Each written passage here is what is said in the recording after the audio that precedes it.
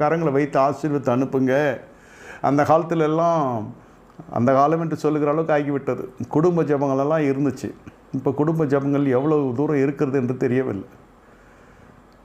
இல்லைன்னு சொல்ல முடியாது, முழுவதும் இல்லைன்னு சொல்ல முடியாது. ஆனால் இருக்குது என்பது ஆணித்தரமாகவும் சொல்ல முடியாத ஒரு காலகட்டத்தில் இருக்கிறோம். காரணம், இரவிலே தம்பதிகளிலே ஒரு வேலைக்கு போகிறார்கள், பகலிலே வீட்டில் இருக்கிறார்கள். இல்லது பிள்ளைகளெல்லாம் இப்பொழுது தாய் தகப்பனோடு வளர்கிறது ஒரு பெரிய அரிய காரியமாக இருக்கிறது. அதனால் குடும்பமே திசைக்கொன்றுமா இருக்கிற பொழுது எங்கிருந்து ஜெபம் செய்கிறது? அதனால்தான் சொல்லுகிறது குடும்ப ஜெபம் என்பது கேள்விக்குறியாக இருக்கிறது. வருந்தத்தோடு சொல்லுகிறேன். அப்போ தான் குடும்பம் ஜெபம் செய்வாங்க. மறுநாள் காலையில் பள்ளிக்கூடம் போகிற பிள்ளைகள் மீது கை வைத்து தாய் ஆசீர்வதித்து அனுப்புவாள். அது திரும்பி வருகையிலே மிகப்பெரிய ஒரு அந்த படிப்பெல்லாம் முடித்து சொல்லுகிறேன்.